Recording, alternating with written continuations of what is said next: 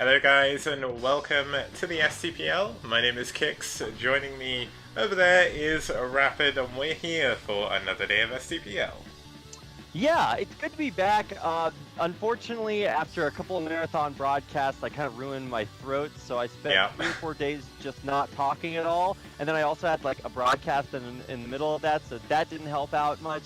But I think I'm good. If I bail out after the first best of 5, I'm sorry, but yeah, I'm trying to ease myself back into doing this thing that I do. So thanks for having me back, Kix. It's good to cast some more STPL.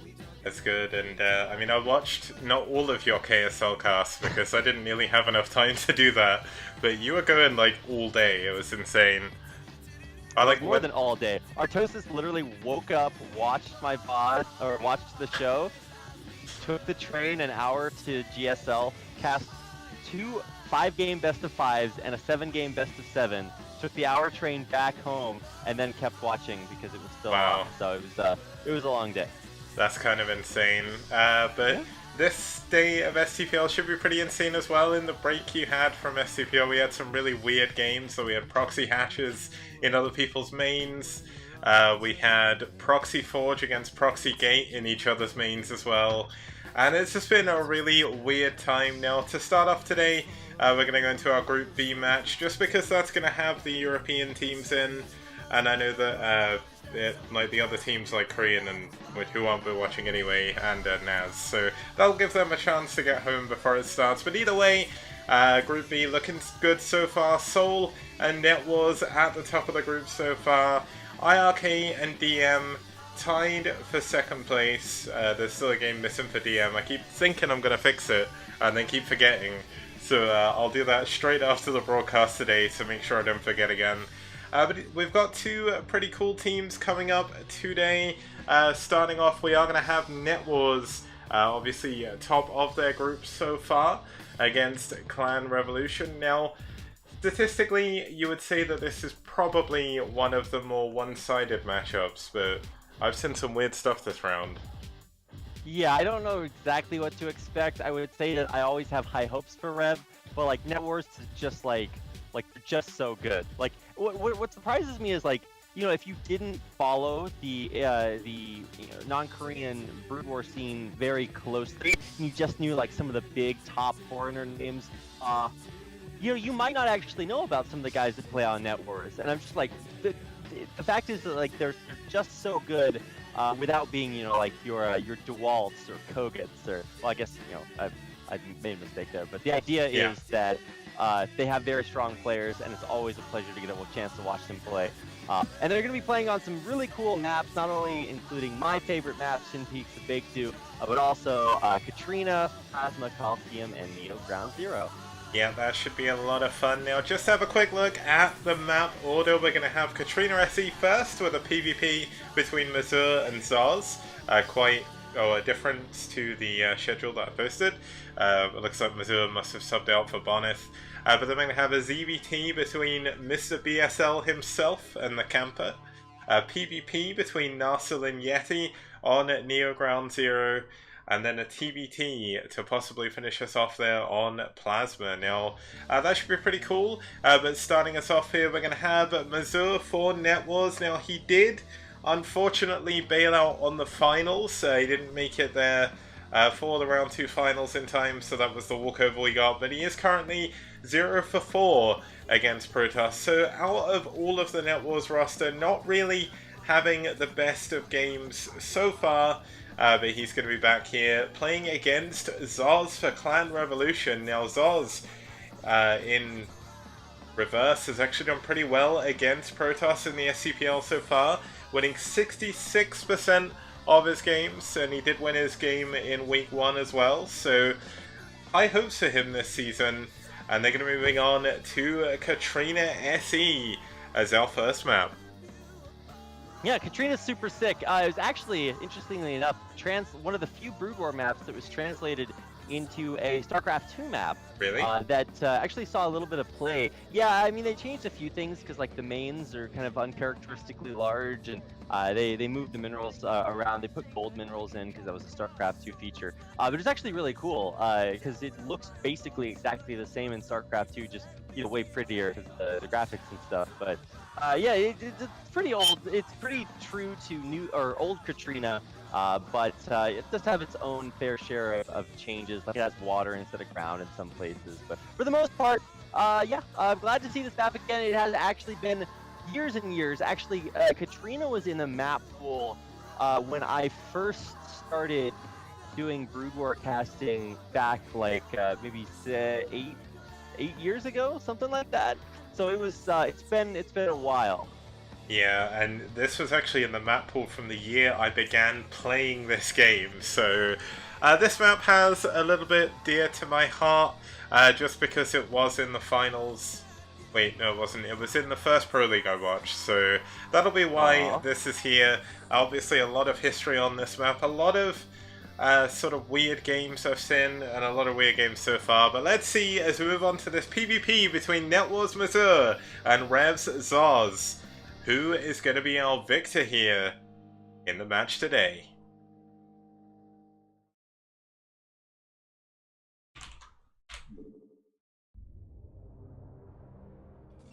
And starting us off in the 12 o'clock position, we do have the Teal Protoss fighting for NetWars. It's Mazur. Yeah, and his opponent, who may not have any probes, I don't know, I can't see them because of the bar. This is ReV's XzOz, or in reverse, also XzOz, because the X can make a Z sound too.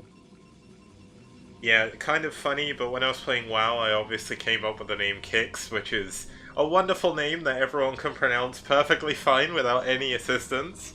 But yeah, I decided to make one of my ults Kix with QIXX because I was like, hey, that sounds the same. And then I was like, wait, no, it doesn't sound anything like it. Whoops. I'm just the king of making names, so... Yeah, yeah, sure, Kix. I've taken to, and whenever I have to type your name for some reason, just like typing the Q and then just random letters after it. And yeah. sometimes I come pretty close, you know? To be honest, okay, anyway, we have a game of StarCraft. Yeah. Wait, but what? You'll probably hit one of my like alt accounts if you do yeah. that. Yeah, I don't know. I still think Kix Shite is the best ID in the history of Brood War. Like that's like 10 out of 10. I saw that like literally laugh for like 10 minutes. It was the best. Yeah, that was I believe that was Cadency. So yeah. It's still funny. Oh my God, Kix, you're the best. Let's talk about some STPL games. You know, I've been out for a couple of weeks. yeah. But I noticed that most teams have had a chance to play once.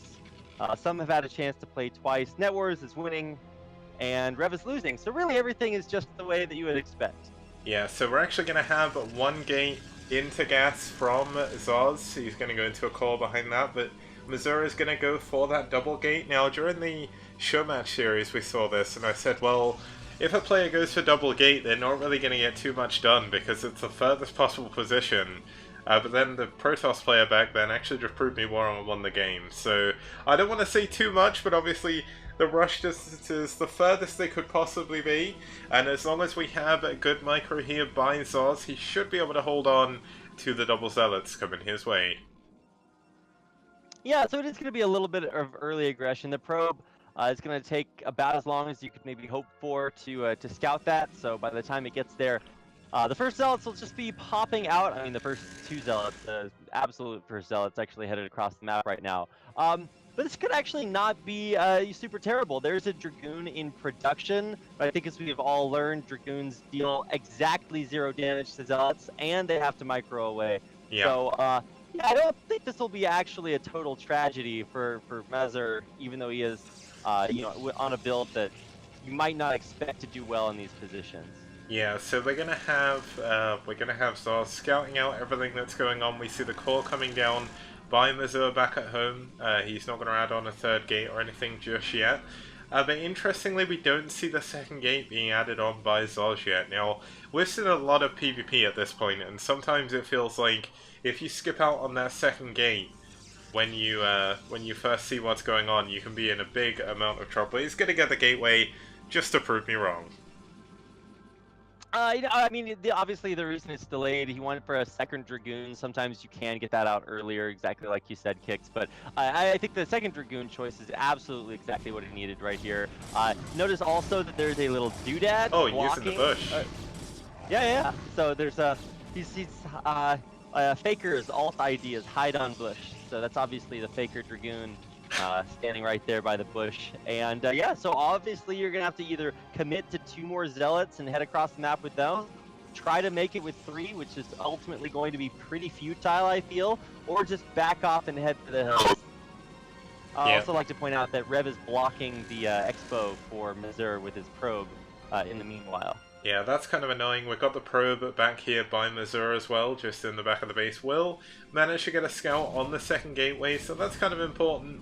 But we'll notice that there's no robo either, and that will allow XzOz to take his own base. Now, Mazur's added his first couple of Dragoons on. He is saving for a Nexus as well, so the fact this was delayed a little bit is going to be kind of annoying. But what moves are we going to see here from ReV, or XzOz even? It looks like he's going to take down the power generator and break out his own wall.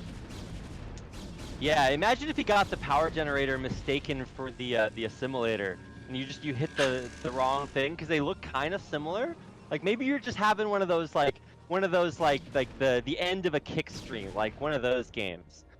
You know, you might misclick a little bit. But that's not what we're gonna see here. We are gonna see XzOz busting out. Finally, he kills his wall and is now chasing down these pesky little Zealots. We'll take out a couple of them, and he's got eyes on the other 2, so hopefully no sneaky backstabs here. Yeah, we've got no tech coming up either. It looks like we're going to have 5 gateways coming up off of 1 base, which, no, that's 4 even. That is 4, I can't count, but 4 gateways off of 1 base for XzOz, so this is going to be a little bit of an all-in. Very difficult to afford a Nexus behind this, but could this be the perfect play? There's no tech coming up behind here for Mazur, and the Dragoon count, while even at the moment, is going to slowly spiral out of control. Mazur had high ground there. How does he not get the first shots off? I mean, I definitely thought he would have been watching his army there, but he wasn't. He takes more Dragoon hits, and of course, there's also just tons of Dragoons here for XzOz. But you know, the home field advantage is still going to kick in, and I think as a Protoss player, you have to recognize either I have the advantage early on, or it's just not going to be something that I can push into. Zealot versus Dragoon in the mineral line. I think the Zealot might actually win this. What? Oh, it's damn close. No, the Dragoon just about gets it. That's sick, Micro. Yeah, the effectiveness of melee Dragoons is just not that great. So that one has a little bit of a rough time. It's going to come into the battle weekend, and there are continual Dragoons being rallied across the map, but man, I mean, these 4 gates are going to kick in really quickly. I mean, there are 4 on the other side, but obviously there's, home field advantage. So where's the tipping point there? I don't know exactly, but it looks like we did have a little bit of a pause there in between. You know, one thing just while we get into a little bit of a lull while all the units rally up is I love how you're having the same problem I had in round 1, where I keep calling all the ReV players ReV because the clan tag usually goes first. It's so confusing. I'm so bad at that. I mean, everybody understands it's ReV versus Net Wars and it's XzOz versus Mazur. So if we say the wrong names, like, literally just look at the top of the screen. So I think we can all figure it out. Now, XzOz is actually doing a double back here. He's got the Dragoon advantage for now. He's not going to go fully all in, though. He actually cut a couple of Dragoons there to get a Nexus up, so he is going to be a little bit behind economically. We're obviously going to have a higher probe count by Mazur for a little bit here. But when this... I mean, it's going to be very difficult for Mazur to actually break down out of his ramp, because there's a lot of Dragoons back here. You can't 4-gate a 4-gater, if you know what I mean, Kix. So I think the big advantage comes from Mazur, as he did get that expo up earlier. He also still has 4 gates. Now, still more versus less Dragoons is a big deal, but he's got his 4 gates right there. So there's no way theoretically that XzOz should be able to win this. And in fact, he takes massive losses against huge Dragoon numbers. He's going to keep hemorrhaging Dragoons, and realistically will never be able to push back into Mazur's base. Yeah, now this is one of those moments where I remember an old Day 9 clip where basically he says when you're attacking, or when you're expanding, you don't really attack, and that seems to be what XzOz wanted to do. He cut his Dragoons to get the number lower, to build the Nexus, and then obviously with the more constant production of Mazur with the second base up already, XzOz learned that lesson harshly and lost that engagement quite handily. Now there is a Sentinel of Adun coming up back here for XzOz. He is also going into a robotic support bay, so we're going to see some Reavers from him. And we see a Citadel and an Observatory coming up on Mazur's side. So there's not going to be Reavers for a short period here at least for Mazur. So maybe this is another window of opportunity that XzOz can really try and push. I don't know, man. Every time I see a Protoss, especially in PvP, which is, you know, ZVZ is like volatile in that, you know, you can just lose if you have one less Zergling, but PvP, especially when you have not perfect information, but really good information, as they might have if they if there's ever an observatory from XzOz. But you know, you're never going. Once you lose a fight, it's like, okay, well, you're never gonna be able to like fight that guy straight up again. Theoretically, if you're both like the same strength of players, so you got to figure out like some way to, you know, make a comeback, right? So that's why we're seeing like potentially DTs. That's why we're maybe seeing some Reavers happening here, because that's sort of the comeback mechanic. Yeah, now we've even got cannons coming up in the mineral line to defend against those DTs to help against high Templar drops as well. Now we're not going to see those in this game, at least for the time being, but you can see XzOz really stuck back in his base. Not really too much he can do. Going to be relying a little bit on these Reavers for defense, at least at first, because he's a little bit worried about a counterattack that isn't going to be coming. Mazur is setting up to take a third base in the middle of the map. A third base in PvP? Kicks, what's happening here? I mean, I told you we're getting weird games in the STPL, man. This is it. Well, I mean, it does make sense. He obviously had a big army advantage. Now he's transitioning that into an economic advantage. I mean, you know, taking that middle base is still, obviously you want the gas, but man, it's just, forward bases in PvP. Very, very dangerous, especially when the game kind of moves into like a wacky phase, whether it's DTs running everywhere, or shuttles dropping stuff everywhere, or heaven forbid you get up to Arbiter. I don't even know, but we're seeing some weird games. Now, I will say that I don't know what style of late game Protosses these players are, but Katrina is a great carrier map because there's tons of cliffs everywhere. It's so difficult to move ground units around. So, you know, unless you're building that scout army as the counter, like, it's pretty good if you can get away with it. Yeah, the trouble is both of them, I mean, Mazur is going to have the money to do that kind of play, but it is very risky. Much like in TVP, of course, when you go for carriers, you're going to be delayed by about 5 minutes on pretty much everything else. So we're going to see Mazur flood some gateways. Now, I'm not sure if there's actually a big enough gap underneath that back gateway to get Dragoon out, but that could be a little bit funny to watch out for a little bit later on, otherwise the units are going to get completely stuck over there. But that shouldn't be too bad. XzOz still without a third base, adding on another gateway finally, but he does have his Reavers in as well. He's actually not going for a shuttle just yet, so he is going to be relying entirely on this defense, but I mean, Mazur is happy not to attack right now. Yeah, I mean, obviously he would like to be able to attack, so maybe not totally happy, but he's sitting pretty. Basically, tons of income. He knows he's a base up. The longer the game goes on, the more ahead he gets. So, you know, I definitely wanted to keep an eye on the, you know, what strategies both players are going for. I thought we'd see faster Templar tech from XzOz because he had the faster Citadel, but actually the Storm looks like it's way faster for Mazur, so yeah, he theoretically should be in a pretty good spot once that completes. Because Storm is just like, Storm is the reason Shuttle is still in the ASL. Like, Storm is just like, it's such a huge comeback mechanic.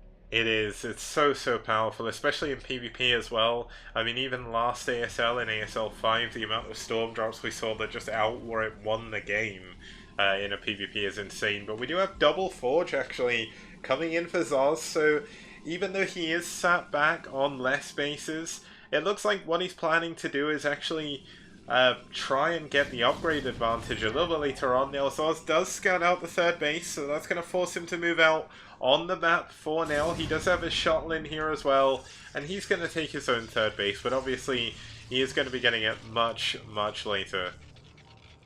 And I mean, just look at the unit count from Mazur. He hasn't missed a beat with his macro so far. Wow. One of the things that impresses me so much, like, you know, you can say that it's boring, but man, I could just watch people hit perfect macro all day. Like, until you try to do it and Oh, fail this could be miserably and like dangerous. flood into a quivering puddle on the floor, you'll never know how truly great that is. Oh my Oh, the God! Look storm. at that storm. That's a Oh huge, my huge God. storm. He's got another one coming in here too, so get ready. There's two more High Templar actually now with Storm coming in from behind, so we're going to see counter storms up here. Oh my God, everything's Wow. dying kick.